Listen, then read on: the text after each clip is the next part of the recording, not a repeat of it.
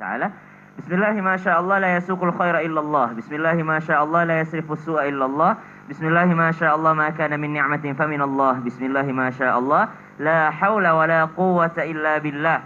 Berbicara tentang rezeki yang telah Allah tetapkan bagi seorang yang akan lahir, ketika Allah Subhanahu wa taala memerintahkan kepada para malaikat setelah janin ini, setelah manusia yang masih berada di alam rahim dan kemudian berada di dalam perut ibundanya, ditanya sama Allah, alastu bi rabbikum, qalu bala wa rabbina, qalu bala syahidana, ya Allah, aku bersaksi bahwa engkau benar-benar Tuhan kami. Maka ditiupkan ruh kepadanya, kemudian ditetapkan rezekinya, kemudian ditetapkan pekerjaannya oleh Allah Subhanahu wa taala ketika masih berusia 4 bulan di dalam kandungan ibunya. Maka itu disebut dengan takdirul amri.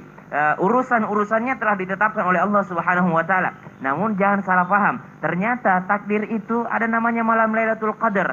Maka disebutkan at-takdirul sanawi, ya, takdir per tahun. Maka disebutkan dalam surat Dukhan ayat 4, ba'da naqul a'udzubillahi minasyaitonir rajim, fiha yufraqu kullu amrin hakim. Ada suatu malam di mana ditetapkan pekerjaan, ditetapkan amalan, ditetapkan yakni takdir seseorang. Kemudian ada lagi takdir per hari gitu ya.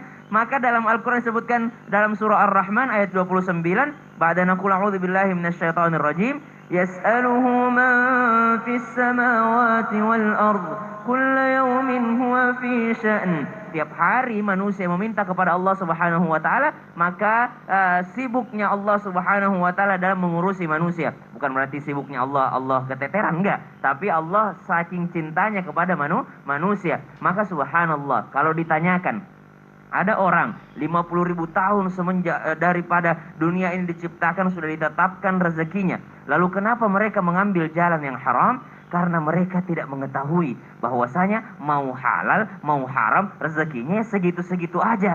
Maka subhanallah, orang yang paling merugi adalah mereka yang mengambil jalan yang haram.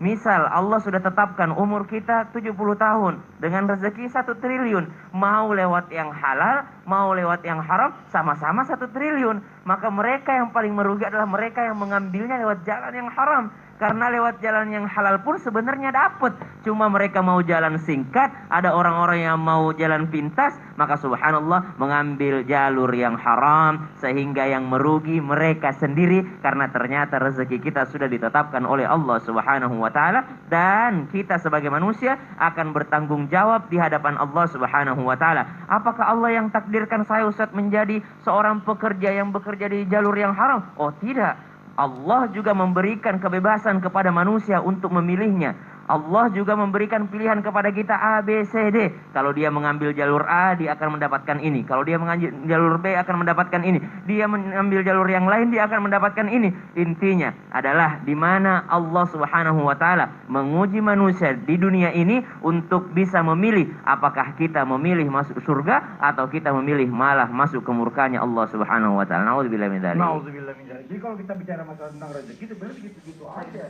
Kayak berapa dipakai bini buat yang haram ya?